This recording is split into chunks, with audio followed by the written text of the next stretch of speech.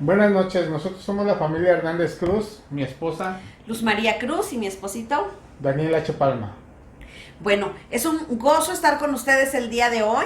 Estamos en nuestro día 24 del reto de matrimonios a prueba de fuego y hoy nos toca compartir con ustedes el tema de el amor en oposición a la lujuria. Dice la palabra de Dios en 1 de Juan capítulo 2 verso 7: el mundo se va acabando con todos sus malos deseos, pero el que hace la voluntad de Dios permanece para siempre. Nosotros sabemos que Adán y Eva tenían todo lo que necesitaban en el Edén: comunión con Dios e intimidad entre ellos. Cuando la serpiente engañó a Eva y vio el fruto prohibido, deseó con todo su corazón ese fruto. Adán participó de sus deseos contra el mandamiento de Dios. Los dos comieron. Nosotros tenemos todo lo que necesitamos para vivir, para tener una vida plena, productiva, una vida enriquecedora. La Biblia dice en 1 de Timoteo capítulo 6 verso 7: porque nada hemos traído a este mundo y sin duda nada podemos sacar. Mateo 6:25 también nos dice Jesucristo que ¿por qué nos preocupamos por lo que hemos de comer o lo que hemos de vestir? Es decir, la Biblia nos dice que tenemos que tener contentamiento con lo esencial. Tenemos que ser agradecidos porque Dios nos provee de lo necesario. Dios sobrepasa todas nuestras necesidades y no nos falta nada. Aún a pesar de eso, como Eva, nosotros deseamos más y más y más. Lo que ponemos en nuestros ojos, en nuestro corazón y en la búsqueda del placer mundano. Intentamos satisfacer nuestras necesidades legítimas de maneras ilegítimas. Muchos buscan satisfacción en otra persona, en imágenes pornográficas, en fantasías, en miradas, las miradas en otras mujeres u hombres que guardamos en nuestra mente, que se va haciendo un archivo de cosas del exnovio, de la mujer que pasa, que camina sensual, etcétera. Y de ese archivo, como dice la palabra imaginación significa comprimir para dar forma.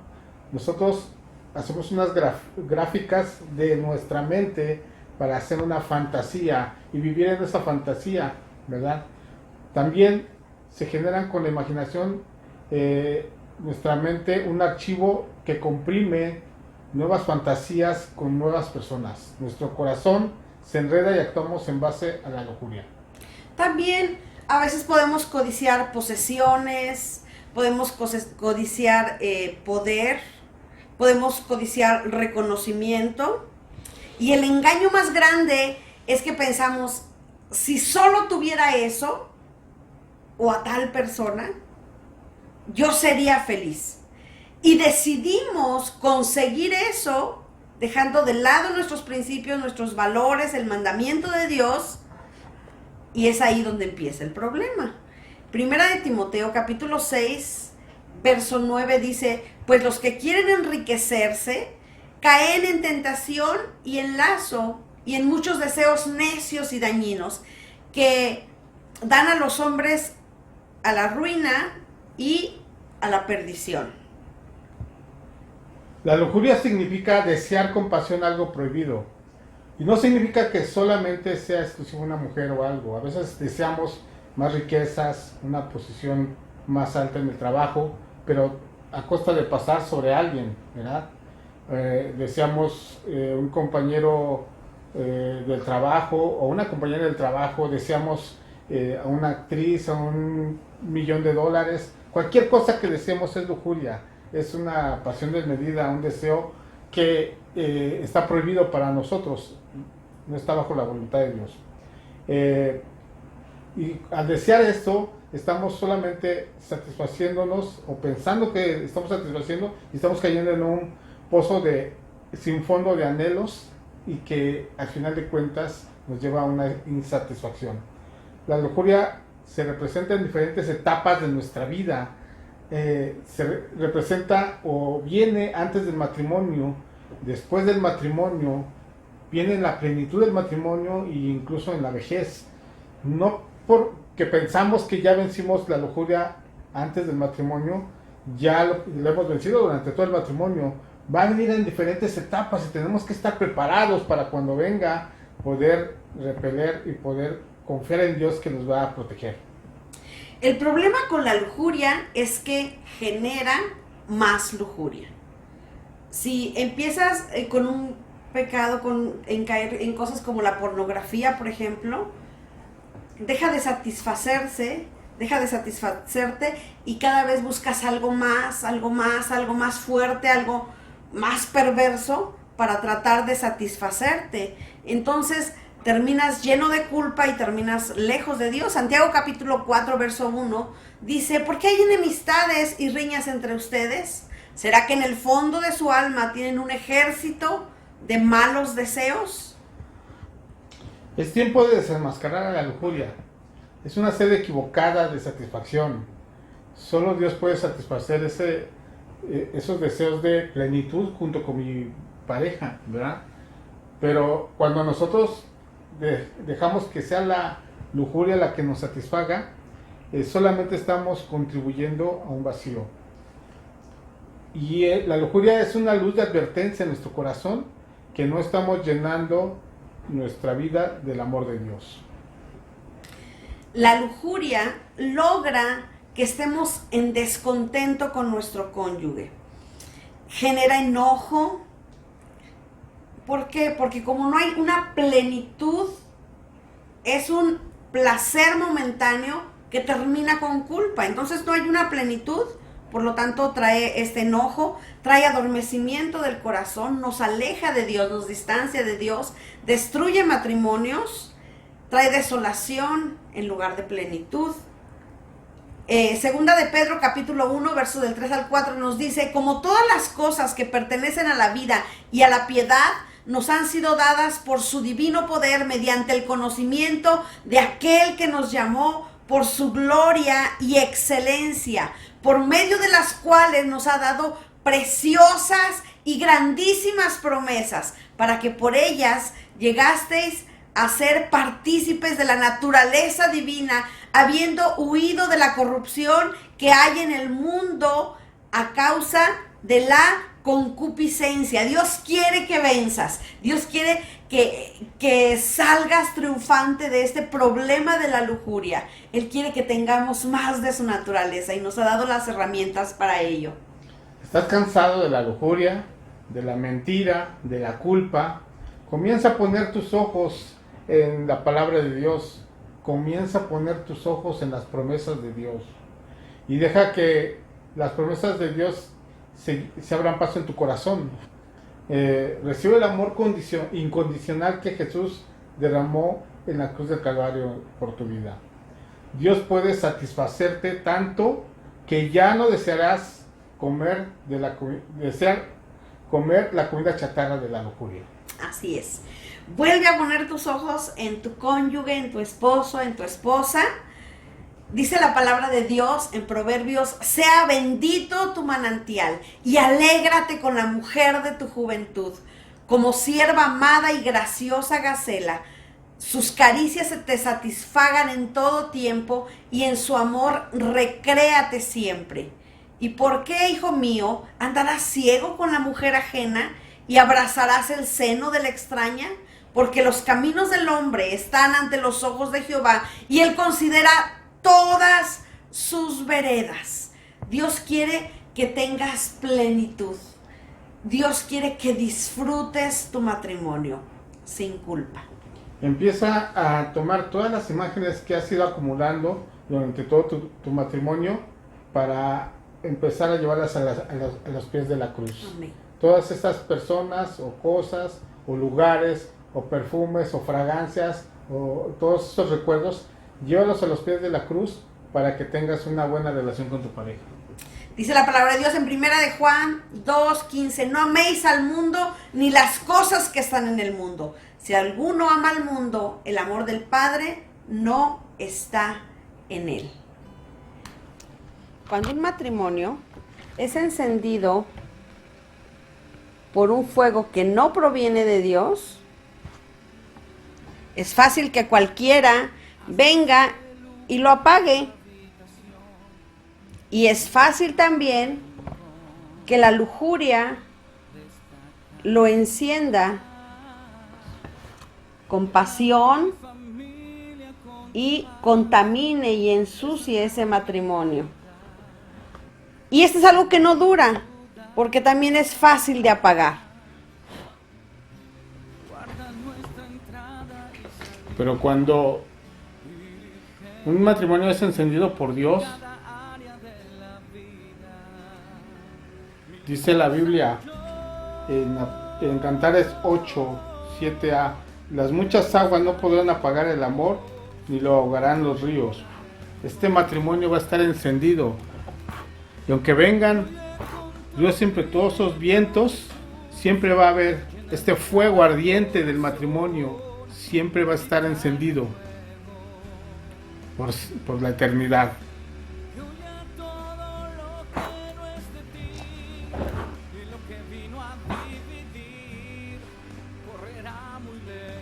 El reto del día de hoy es este: si tu matrimonio ha sido invadido por la lujuria, ponle fin ahora.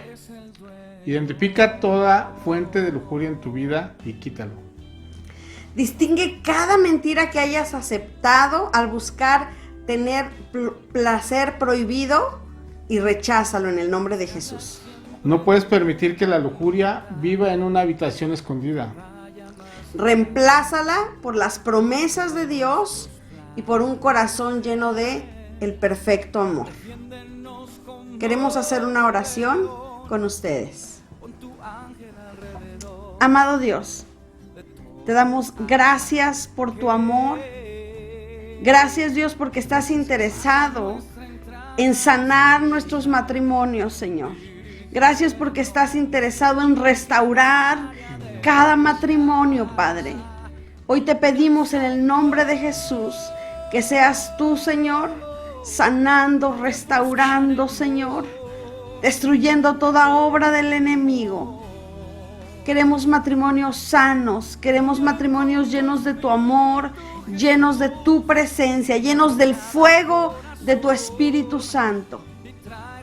Bendito Dios, te pedimos en el nombre de Jesús que aquellos que han decidido, Dios, entregar los archivos de información de su mente, Dios, de lo que producía lujuria en su corazón, en el nombre de Jesús sean, Señor Dios, completamente deshechos, limpiados por medio de tu sangre, y que sea, Señor Dios, tu fuego el que encienda nuevamente sus matrimonios, y el que encienda la llama del amor que no debe de apagarse, en el nombre de Jesús.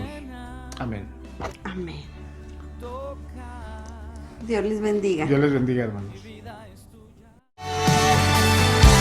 Prometo yo amarte ahora y por siempre.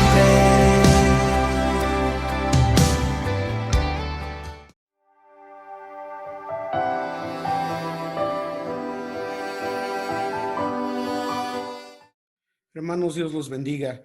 Mi hermano Roerí Juárez, el reverendo Juárez, me pidió que hiciera algunos comentarios sobre matrimonio. Tengo casi 38 años de estar casado, 39 años este año, perdón. Así que sé un poquito sobre matrimonio. Sé que en un momento u otro todo el mundo queremos correr y nos preguntamos, pero ¿cómo me metí en esto? Y sin embargo, es porque no entendemos el ministerio que es el matrimonio y la gran bendición que Dios nos dio a través de ello. No se trata de que yo les venga a decir qué es lo que deben hacer o no deben hacer. Creo que en el proceso de caminar con su pareja van descubriendo muchas cosas, pero lo que sí puedo compartir son principios de verdad que he aprendido de la palabra de Dios y gracias a la reverenda Hicks que nos enseñó tanto, que me han ayudado a lo largo del camino a entender muchas cosas y poder ser cada día un mejor esposo, un mejor padre. Ciertamente no lo soy, pero con la gracia de Dios, la ayuda de Dios, cada día he mejorado en ello. Como dije, tengo casi 39 años de casado y lo más interesante de todo esto es que cuando uno está en las situaciones más difíciles de la vida, es cuando uno hace que su lazo matrimonial se vuelva mucho más fuerte que cuando uno está en los días de placer. Y ha habido de los dos, ha habido mucho de los dos, siempre arribas, abajo, pero esa es la vida y esa es la manera como Dios lo ordenó. Quisiera nada más hacer algunos comentarios espirituales sobre ellos, si me lo permiten, que tal vez entonces puedan ayudarlos. Para poder hablar de estas cosas, lo primero que tendría yo que hacer es recordarles 2 de Timoteo 3, 16 y 17, que dice, toda escritura es inspirada divinamente y es útil para enseñar, para redarguir, para corregir, para instituir en justicia, para que el hombre de Dios sea perfecto, enteramente instruido para toda buena obra. De manera que sabemos a través de estas citas que toda la verdad de Dios fue inspirada por Dios, fue dada por Dios a través de diferentes personas en diferentes tiempos y sin embargo de una manera perfecta, nunca se contradice, porque la palabra de Dios no es otra cosa más que la revelación de quién es Dios, de quién es el Hijo de Dios. Y es una revelación de cómo acercarnos a Él y llegar a Él, cómo crecer a Él. La palabra de Dios no es otra cosa más que Dios utilizó la vida de personas para ejemplificar sus principios de verdad. La palabra de Dios no es otra cosa más que los pensamientos de amor del Padre puestos en acción. De manera que tienen una importancia muy relevante para nosotros, que queremos estar con Él, que queremos acercarnos a Él, que queremos ser como Él y sobre todo que queremos ser parte de la esposa del Hijo de Dios. El segundo principio de verdad que necesitamos entender, y me gustaría que fuéramos ahí, aunque lo sabemos de corazón, vamos a Romanos capítulo 1, versículo 20. Y nos dice la palabra de Dios, porque las cosas invisibles de Él, su eterna potencia y divinidad, se echan de ver desde la creación del mundo, siendo entendidas por las cosas que son hechas, de modo que son inexcusables. ¿Qué nos está diciendo el apóstol Pablo aquí en Romanos? Nos está diciendo que desde que Dios creó todas las cosas, no pudo haberlas creado de otra manera más que en el patrón, en la forma de la divinidad de Dios, de los pensamientos de Dios, del plan de Dios. Y las manifiesta en las cosas que se pueden ver para que las podamos entender. ¿Cómo podríamos nosotros conocer a un Dios infinito, santo, divino, si no pudiera Él explicarlo en términos que nosotros lo pudiéramos entender? Sería tanto como llegar con nuestros hijos, no sé, un niño de 2 años, por ejemplo, de 1 año, y estarles hablando de física o de química o de matemáticas. Es algo que el niño nunca podría comprender porque no está en su realidad. Para que un niño pueda entender, tenemos que usar ejemplos muy simples, de manera que el niño pueda asociarlo a algo que es tangible, que puede tocar, que puede ver, que es parte de su experiencia. Es por eso que Dios ha creado modelos, ha creado situaciones para que podamos entender cosas espirituales.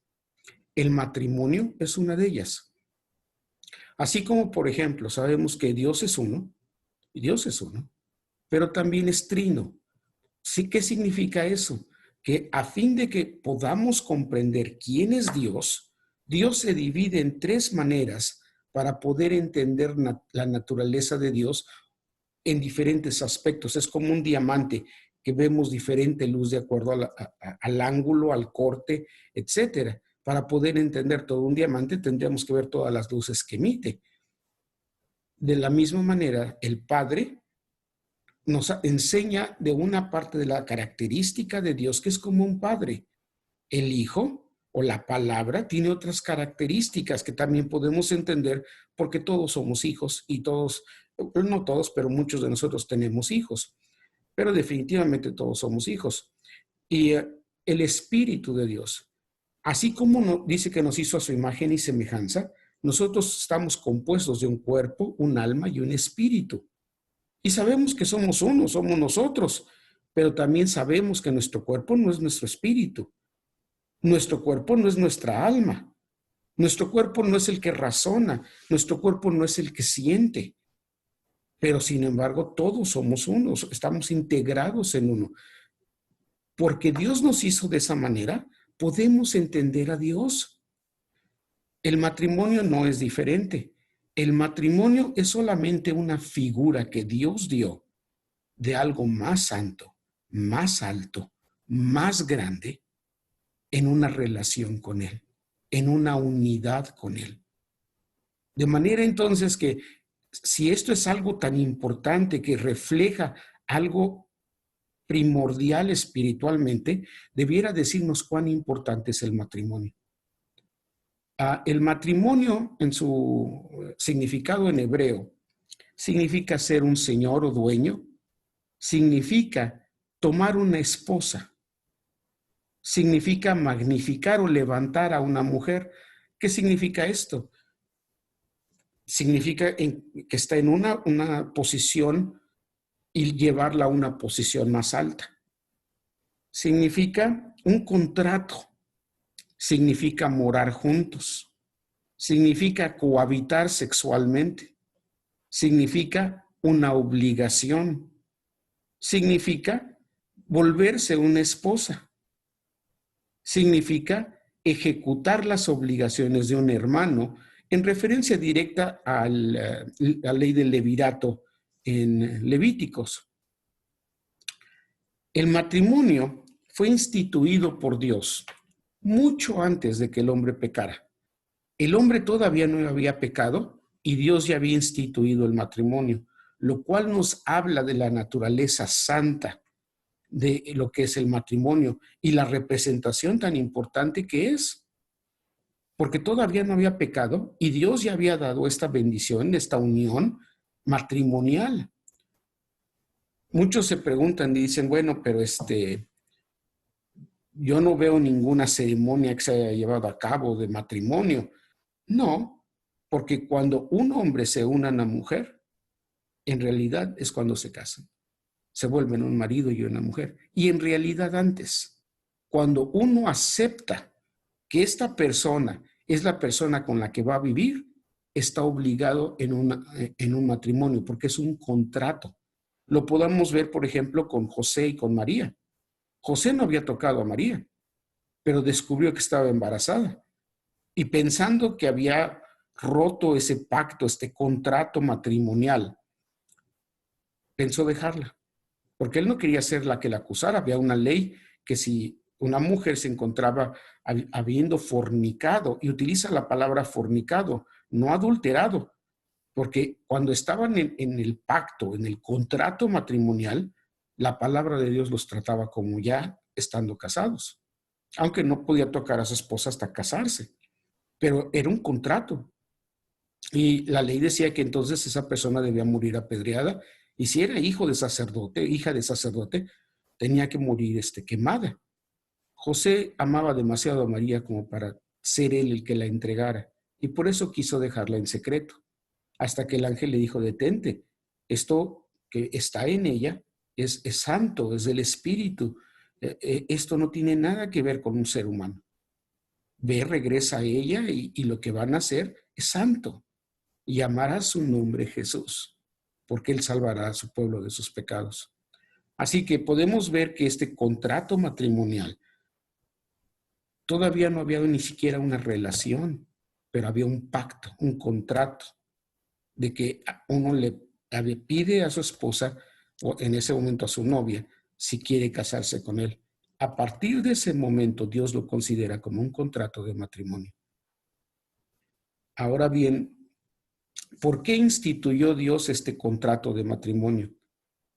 Porque si no hubiera habido matrimonios, entonces no hubiera habido la preservación de la raza humana.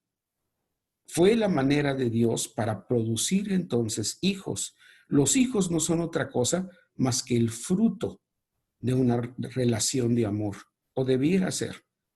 En esta sesión no vamos a hablar de lo que se convirtió, vamos a hablar de lo que es. En otra ocasión, si Dios lo permite, no lo sé, hablaremos más sobre lo que es y cómo corregirlo. Pero ese es el propósito, mantener la raza humana.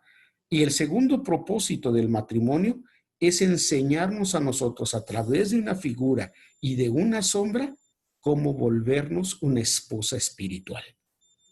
Es a través de un matrimonio natural que aprendemos a ser una esposa espiritual. Y si nuestro matrimonio no lo usamos para aprender a crecer en Dios, hermanos míos, estamos perdiendo la razón, o una de las razones más importantes que Dios nos dio en una gran bendición para llegar a ser la esposa y de lo que es el matrimonio. Tenemos que entender que el matrimonio, Dios tiene un principio, déjenme ponerlo de esa manera. Su principio es de separación y de unión, unión y separación. Dios siempre trabaja a través de uniones y separaciones. Dios era uno, y sin embargo, dentro de sí concibió un hijo, y en lugar de conservarlo para siempre en su seno, uno con él, por eso Jesús dijo, Padre, glorifícame con la gloria que tuvimos cuando estaba yo ahí contigo, dentro de ti, en tu seno. El Padre decidió separarse de su hijo y lo apartó de sí, por decirlo así. Se separó de él y le dio nacimiento en el Espíritu. ¿Por qué haría Dios semejante cosa, dado que tenía una relación tan íntima y tan profunda? Otra vez volvemos a los cuadros que explican lo espiritual, los cuadros naturales que explican lo espiritual. Por ejemplo, todos sabemos, porque todos hemos sido hijos, que estuvimos en el seno de nuestra madre, en la matriz de nuestra madre, y teníamos una unión perfecta con nuestra madre. Pero ¿qué hubiera pasado si nunca hubiéramos nacido? Nunca hubiéramos podido nosotros crecer y también tener hijos a nuestra vez. y reproducir y crear algo nuevo. Dios dio una orden, Dios dio una bendición, que todo debe crecer y debe multiplicarse. Es por eso que todos, aún en el lago de fuego, aún en el infierno, en tinieblas, debajo de tinieblas, toda criatura en los nuevos cielos, en la nueva tierra, van a tener que doblar su rodilla y confesar con su boca. ¿Qué significa eso? Significa que todos vamos a tener que crecer y ser aquello para lo cual Dios nos hizo. Todos vamos a tener que dar frutos de alabanza. Todos vamos a tener que crecer en el conocimiento del Hijo de Dios. Todos. Por eso dice, hasta que todos lleguemos a la unidad de la fe y del conocimiento del Hijo de Dios, a un varón perfecto a la medida de la edad de la plenitud de Cristo. Toda criatura va a crecer en Dios. Cierto, algunos en teoría y otros en experiencia. Y los que crezcamos en experiencia tendremos la bendición y el privilegio de tener su presencia personal y estar con Él.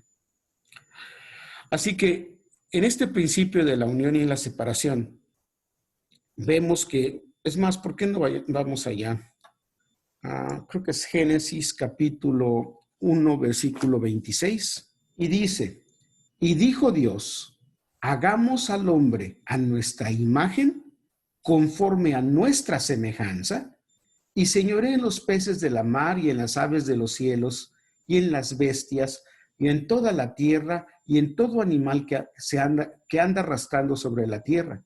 Así que vemos que dijo Dios, hagamos al hombre. Y dijo hagamos, no como algunos piensan que le estaba hablando a los ángeles. Los ángeles no tienen tal poder de creación. El único que tiene poder de creación es Dios. Así que está hablando el Padre y el Hijo, y los dos tuvieron cada uno una mano en la formación del hombre.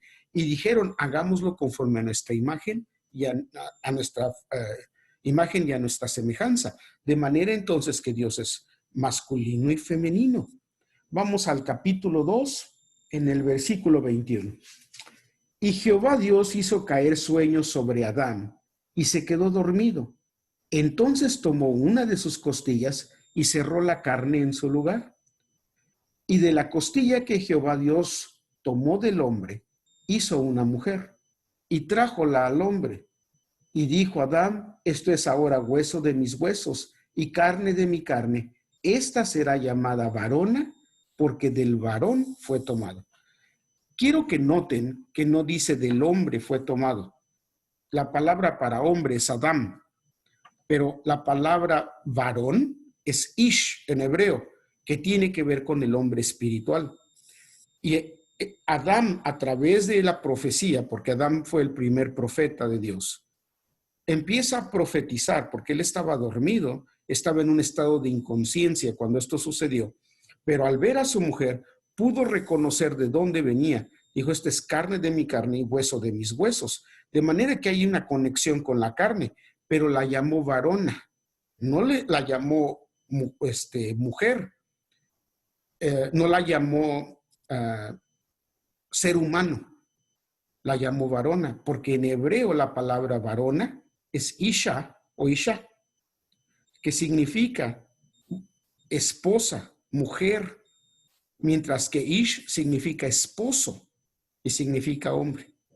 De manera que está diciendo, yo ya no estoy hablando ahorita de Adán, el hombre, estoy hablando de Ish, el hombre espiritual, el esposo. Y esta mujer, esta esposa, fue tomada del esposo. De manera que, piénsenlo de esta manera. Dios los hizo uno, varón y hembra los crió. Eran uno, no estaban separados, no hubo elección en ello. Luego Dios los separa y ahora está un hombre y una mujer, un Ish y una Isha. Ya hay separación en ellos, pero todavía no hay un contrato matrimonial. Todavía están separados. Pero leemos aquí que Adán, Ish en realidad, la toma por esposa porque dice, esta es carne de mi carne y hueso de mis huesos. Y voy a explicar por qué dice carne de mi carne y hueso de mis huesos, cuando estamos hablando de Isha, la esposa espiritual. Pero déjenme decirlo, era el contrato matrimonial precisamente diciendo, esta se va a volver una conmigo. Vamos a hablar más sobre ello en un momento, pero en ese momento la tomó como su esposa porque la llamó Isha, esposa. Esta es esposa, esta es mi esposa. Y se formó un contrato matrimonial santo delante de Dios, porque Dios estaba presente. Así que vemos ahora que se van a volver una carne, porque otra vez a través del espíritu de profecía, Adán habla de ello, hablaremos más sobre ello en un segundo, y dice van a volverse una carne, pero ahora lo vamos a hacer por elección. Mientras que antes eran uno, pero no por elección, y no había un contrato matrimonial, Dios los separó para que pudiera haber un contrato espiritual. Y tenemos que entender otra ley en Dios. Dios trabaja a través de la ley de separación y de opuestos. La única manera en que algo va a nacer en nosotros, natural o espiritualmente, la única manera como las cosas funcionan es a través de opuestos. Dios siempre trabaja a través de opuestos. Si no hubiera un día y una noche, o luz y sombra y oscuridad, no habría un día. El día está compuesto de dos partes, de dos opuestos. La misma figura la podemos ver aquí. Si no hubiera un hombre y una mujer, si no hubiera opuestos, entonces no habría una relación matrimonial. Es por eso que es tan absurdo que dos hombres o dos mujeres se quieran casar. Pueden llamarle lo que quieran, pero ese no es un matrimonio, porque no hay opuestos, ni pueden procrear. No es lo que la palabra de Dios nos enseña. La institución del matrimonio fue un hombre y una mujer, en su estado de inocencia, en su estado perfecto. Dios quiso tomar esto como una sombra, y un tipo para algo mucho más grande, que es poder ser la esposa de Jesucristo y tener una unión matrimonial con Él. Es algo muy serio. Y es por eso por lo cual uno no debe tomar un matrimonio como algo, como un juego, como algo a la ligera. Es un contrato que para nosotros es por el resto de nuestra vida. Sí, entiendo que hay situaciones y circunstancias, y hablaremos otro día de ellas, pero estoy hablando de la intención de Dios, de la voluntad perfecta de Dios. Y la pregunta es, ¿en qué quiero caminar? ¿Quiero caminar en la voluntad permisiva de Dios o quiero caminar en la voluntad perfecta de Dios? Esa es la pregunta. De manera entonces que hubo un contrato matrimonial entre estos dos, porque Dios quería representar la unión más profunda y más indisoluble de dos almas, de dos espíritus, de dos cuerpos, reflejada en el matrimonio, a través del matrimonio. El matrimonio es un tipo de regocijo, es un motivo de regocijo, de gran gozo. Vamos a correr Apocalipsis capítulo 19, 7 y 8 creo que es, que dice, alegrémonos y gocémonos y démosle gloria, porque son venidas las bodas del Cordero, y a su esposa le ha sido dada que se vista de lino fino, blanco, brillante, que son las justificaciones de los santos. Así que nos empieza diciendo, alegrémonos y gocémonos, que son dos tipos de alegría completamente distintas, pero semejantes, otra vez ley de opuestos. Pero es un motivo de gran gozo, de gran alegría cuando llegan las bodas del Cordero. Va a ser el momento más alegre de nuestra vida y en toda la eternidad, poder estar unidos a aquel que nuestro corazón tanto ama. Pero de la misma manera, hermanos míos, ahorita le hemos prometido que queremos ser su esposa. Y tomamos su nombre en las aguas de su nombre, de manera que hay un contrato matrimonial. Es por eso que Dios le dijo a Israel continuamente, eres una adúltera, eras mi esposa, cuando todavía estaba en el desierto, porque ya había un contrato matrimonial. De igual manera, Dios nos ha llamado a ser su esposa. Y usted puede preguntarse, bueno, ¿y cómo sé que yo he sido llamado a ser la esposa? Si ha oído de la esposa, es porque ha sido llamado a ser la esposa. Entonces, tenemos este pacto con Él de que vamos a apartarnos de todo y de todos para ser su esposa. Y el Señor no lo olvide. Él ha sido un buen esposo, un gran amigo. De manera que nosotros también tenemos primero que entender la responsabilidad que tenemos para con Dios a través de nuestra responsabilidad que tenemos el uno para con el otro en nuestro matrimonio. Pero el matrimonio es un tiempo de júbilo, de gran alegría, es una manifestación de no egoísmo. El matrimonio es la expresión máxima de no egoísmo, o debiera ser. Desgraciadamente no lo es en estos días y en nuestra vida, pero es lo que debiera ser. Y no nada más eso, pero es la venida, la herramienta para aprender sobre amor sacrificial. Darnos como un sacrificio. Un esposo y una esposa, un matrimonio, no puede funcionar a menos de que uno esté dispuesto a entregarse por completo, darse por completo, con sacrificio, con amor, sirviendo al otro por amor. No se trata de ver cuánto me pueden dar a mí o cuánto puedo obtener yo. No se trata sobre mi placer personal. No se trata sobre tus obligaciones y mis placeres. Se trata de cuál es mi obligación. Y ni siquiera tomarlo como una obligación, pero como el gozo de poder entregarme y darme en amor. De la misma manera, en nuestro caminar con Dios, todo el tiempo estamos ofreciéndonos como un sacrificio vivo, y si Dios quiere que hagamos algo, hacerlo con gozo y gratitud, sabiendo que lo estamos haciendo a nuestro esposo. Y en lugar de ver a la criatura y lo que hacen y no hacen, y los deben y no nos deben, y cómo se comportan o no se comportan, en el momento que empezamos a ver a otra persona, estamos cometiendo adulterio espiritual. Debiéramos únicamente ver a nuestro esposo, y todo lo que hagamos debiéramos hacerlo por él y para él. De manera que siempre hay gozo en nuestro corazón por poderle dar lo que él nos está pidiendo, porque es un gozo, es una alegría. En lugar de estar murmurando y quejándonos de por qué tenemos que hacer esto, por qué hacer aquello otro.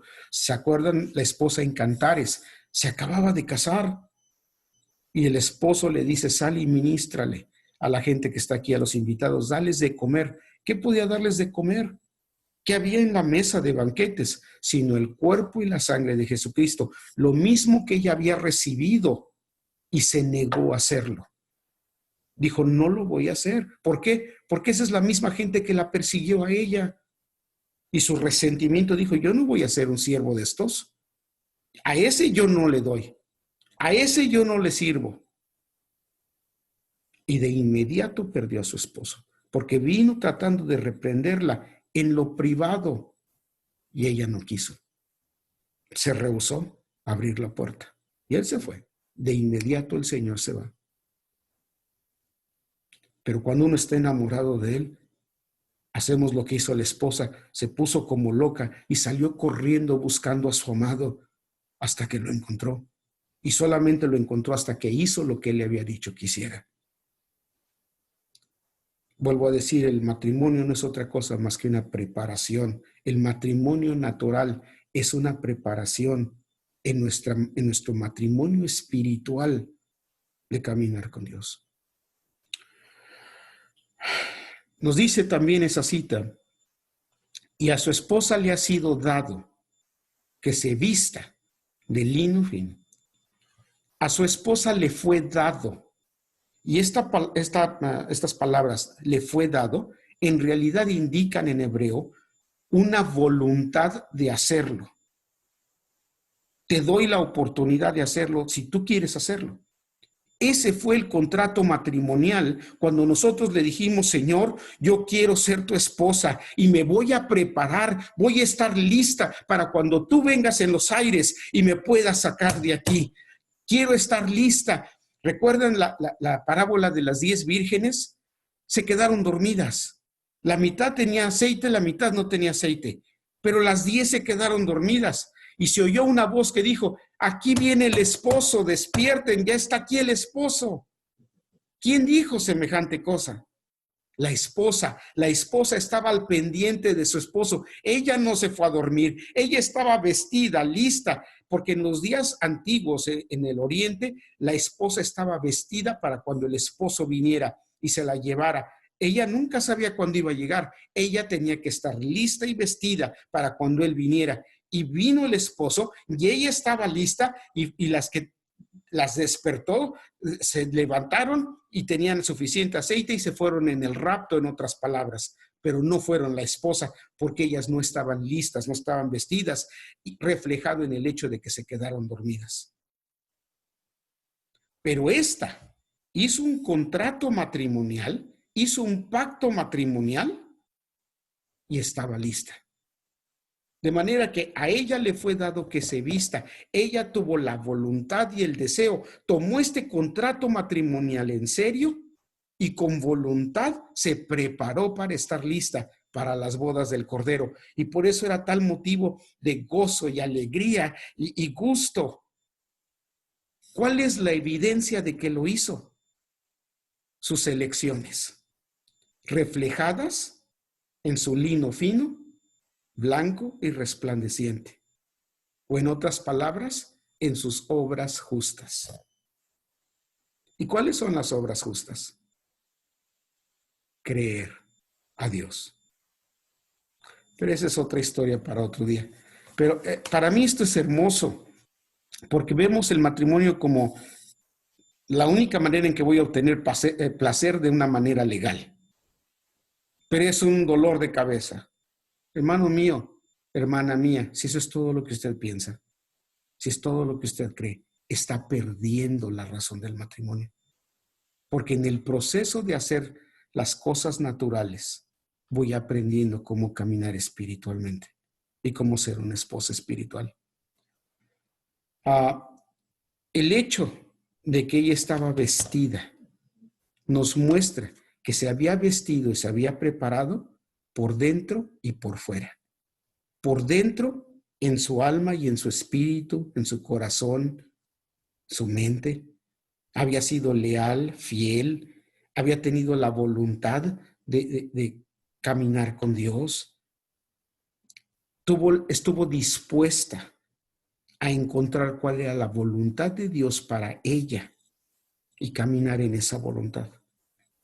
Y también reflejada en su cuerpo. No nada más internamente, pero externamente en su cuerpo. ¿Y cómo reflejó ella esta voluntad de estar lista? En sus obras sacrificiales. Pablo le dijo a los romanos en capítulo 12, versículo 1, que hablándole a los romanos, os ruego por las misericordias de Dios, que presentéis vuestros cuerpos como un sacrificio vivo, agradable a Dios, que es vuestro racional culto. De manera que la única manera en que vamos a mantener nuestra relación matrimonial es siendo un sacrificio vivo, no un sacrificio muerto, lleno de resentimiento y de enojo, porque te tengo que estar levantando los calzones o los calcetines, o porque tengo que estar haciendo esto o aquello otro todo el tiempo que me estás pidiendo para arreglar la casa, o porque tengo que ir a trabajar, o porque tengo que lidiar con los niños, o porque tengo que esto, o porque tengo aquello otro. Pero un sacrificio vivo de amor, porque lo estoy haciendo por mi esposo espiritual. Ella estuvo lista para irse y por eso fue un motivo de gran gozo, de gran alegría. La palabra de Dios nos dice que Dios le quería dar una esposa. Es más, vayamos a Génesis 1:31. Y vio Dios todo lo que había hecho, y he aquí que era bueno en gran manera. Y fue la tarde y la mañana del día sexto. Podemos ver a lo largo de la creación que continuamente Dios expresó que lo que había hecho era bueno, bueno, bueno, bueno, bueno. Y sin embargo, la única cosa que dijo que no era bueno, la encontramos en el capítulo 2, versículo 18. Capítulo 2, versículo 18. Y dijo Dios, no es bueno que el hombre esté solo, haréle ayuda idónea para él. Noten varias cosas. Una, Dios, estamos todavía en un estado perfecto. Y sin embargo Dios dice, esto no es bueno. Todo lo demás es bueno. Todo lo que hizo fue bueno, pero esto no es bueno. Esto no es lo mejor.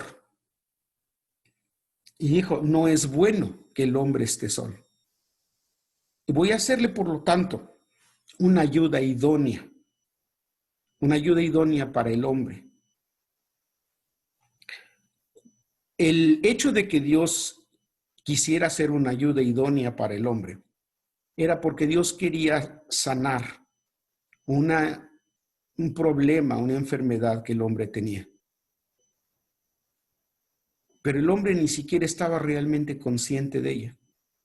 ¿Se han preguntado por qué después de decir eso, en el siguiente versículo nos dice, formó pues Jehová Dios de la tierra toda bestia del campo y toda ave de los cielos y trájolas a Adán para que viese cómo les había de llamar? Y todo lo que Adán llamó a los animales vivientes, ese es su nombre. ¿Por qué Dios, diciendo, no es bueno que el hombre esté solo, voy a hacerle una ayuda idónea, no nos lleva inmediatamente al siguiente versículo que diga, así que Dios durmió al hombre y sacó a la mujer? Me parece a mí que si estamos reconociendo que hay un problema, que hay algo que no es bueno, quiero solucionarlo.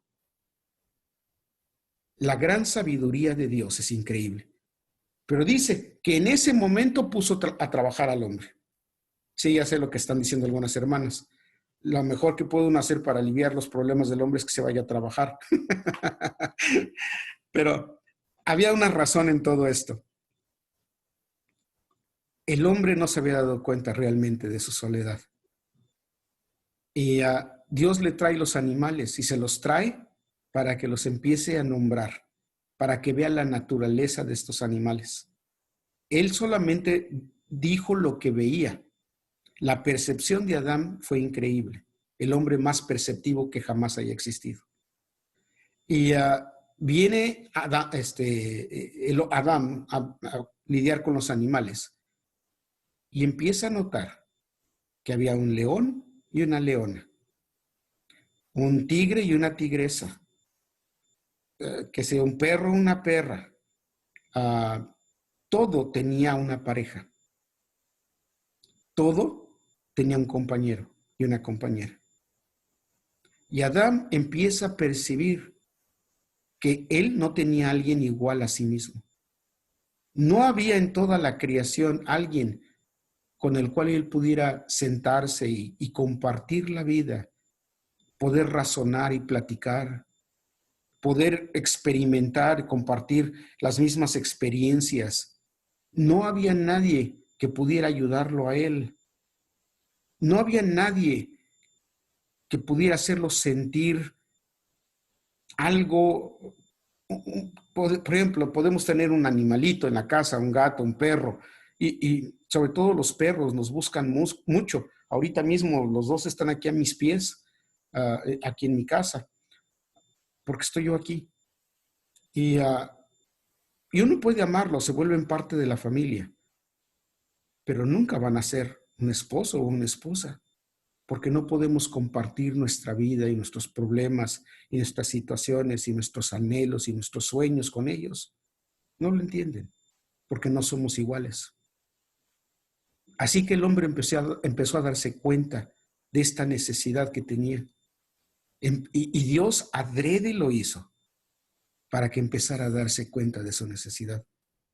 Es un día hermoso cuando Dios empieza a mover las cosas para que empecemos a ver nuestra propia necesidad de Él. de cuánto lo necesitamos, cuánto lo anhelamos. Crea deseo en nosotros por Él. De la misma manera, hermanos míos, cuando un matrimonio puede reconocer su situación individual, crea un deseo de estar con la persona que uno ama, que nos complementa. Dios no hizo dos personas iguales, eran opuestos. La palabra ayuda idónea tiene muchos significados, pero entre ellos significa un opuesto, una contraparte. Significa un compañero, significa una unión permanente. No nada más viene a curar nuestra soledad, pero viene a ayudarnos en el camino. Viene a caminar con nosotros. Vayan por favor conmigo al Salmo 137. Nada más vamos a leer el versículo 6. Pero antes de leerlo, déjenme decir esto. Dios siempre quiso que el matrimonio fuera la única fuente de satisfacción privada, de satisfacción continua. La fuente de esta satisfacción en esta unión de un hombre y una mujer, así como la satisfacción completa, permanente, solamente la podemos encontrar con el Señor Jesucristo. El salmista tuvo esta experiencia, hablando de Jerusalén y especialmente de su templo. Vamos a leerlo aquí en el Salmo 137, 6, y dice aquí: mi lengua se pegue a mi paladar, si de ti no me acordare, si no ensalzare a Jerusalén como preferente asunto de mi alegría. El salmista estaba diciendo, si en algún momento se me llega a olvidar la fuente del verdadero placer, del éxtasis, la fuente de mi amor y de mi alegría, prefiero que la lengua se me pegue a mi paladar y no tenga palabras otra vez. Porque lo único que yo anhelo y deseo es donde tú estás, el lugar que tú escogiste para morar, que era Jerusalén y su templo. David amaba tanto a su Señor que no quería ningún otro gozo, ni olvidar que su esposo espiritual estaba en Jerusalén. Hermanos míos, nos acordamos nosotros que la única fuente de nuestro gozo espiritual es el Señor. O a través de las cosas de la vida, de los problemas de la vida, de las situaciones de la vida, de nuestras obligaciones en el trabajo con los hijos, se nos olvida la fuente de la alegría y de la paz que debiéramos encontrar el uno con el otro. Y sobre todo con nuestro Señor. Tenemos la misma actitud que el salmista tuvo. Cosas que debemos pensar. De manera que el matrimonio es una fuente de consuelo tanto en el placer como en el dolor. Dios quiere que el matrimonio sea la única fuente para ayudarnos en el placer y hacernos más felices, y también en el dolor, para tener una compañía que pueda unirse a nosotros y expresar nuestro amor a Dios. Una cosa que es importante que entendamos en esta ley de opuestos es de que Dios hizo un hombre y a una mujer y las unió. Pero, ¿cuál es la intención de Dios? Ser el centro mismo del matrimonio. De manera que si yo como individuo, como esposo, amo a mi Señor y tengo una relación matrimonial con Él y aprendo a ser una esposa espiritual para Él y lo amo, de ese amor va a rebosar mi amor y puedo compartirlo con mi esposa. Y si mi esposa tiene una relación personal con el Señor y lo ama y se vuelve su esposa, de ese amor rebosante que va a haber en su corazón, va a poder amarme a mí. Y entonces tengo una unión verdadera y perfecta de amor. entonces no hay problema en perdonarse el uno al otro. Entonces no hay problema de no caminar juntos, porque así como el Señor me ha perdonado a mí, cuando le he fallado, también puedo yo perdonar a mi pareja cuando me falla. No hay un ser humano que sea perfecto. Pero ¿qué es lo que hacemos nosotros? Quitamos a Dios en medio. Y va a decir usted, yo no quito a Dios. Sí lo quita. Y déjeme indicarle cómo. Cuando demanda de que su pareja lo haga feliz. Ningún ser humano puede hacernos feliz. Usted mismo ni siquiera se puede hacer feliz a sí mismo. Siempre está descontento con usted mismo y sus elecciones y sus acciones, su cuerpo. ¿Cómo puede entonces otro ser humano imperfecto hacerlo feliz o hacerla feliz? Pero si usted es feliz con el Señor, esa felicidad viene y se transmite, se transmina al matrimonio. Y entonces hay paz, y hay gozo, y hay unión. Y deja de haber envidias, deja de haber luchas de poder. ¿Quién es más? ¿Quién puede más? ¿Quién va a ser la cabeza? ¿Quién va a llevar los pantalones? ¿Quién va a decir la última palabra? Déjenme decirles algo, hermanos. En la vida van a tener que escoger hacer lo correcto o decir la última palabra. Si usted escoge decir la última palabra y dice, pero le dije lo que se merecía, perdió todo el asunto. Y véalo en su propia actitud y en sus propios sentimientos. Pero si escoge hacer lo correcto, ¿y qué es lo correcto? A veces es humillarnos.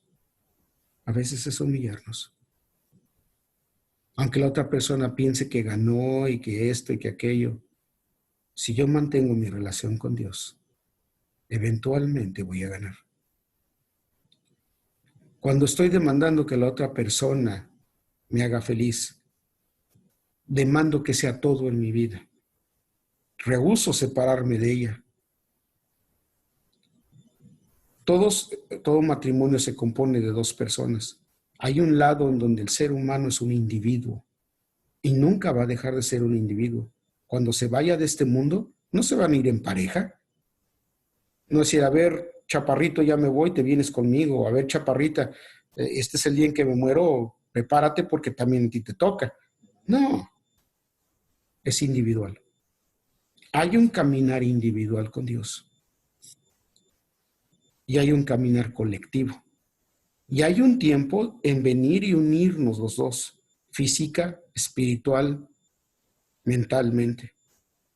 Y hay un tiempo en que cada quien debiera tener su propio espacio y su propio tiempo. No hay nada más triste que un matrimonio donde se ahogan el uno al otro, porque demandan demasiado del otro. Quieren que tome el lugar de Dios. Y es injusto. Solamente Dios es Dios. Y solamente Él ocupa ese lugar. O nos vamos al otro extremo, donde no queremos nunca estar con nuestra pareja y siempre solos. También es incorrecto, porque hay un lugar en donde los dos se vuelven uno. Dios, a través de Moisés, estableció que el matrimonio debía ser la unión más profunda, corporal, en una unión. A través de Moisés, en Génesis, porque él fue el que escribió, nos indica que desde el principio la intención de Dios era que solamente hubiera un hombre y una mujer. No, Él nunca creó dos mujeres, Él nunca creó dos hombres, como dije. Él nunca creó dos mujeres y un hombre, o dos hombres y una mujer. Creó un hombre y una mujer, con el propósito expreso de volverse uno otra vez, empezando con un cuerpo.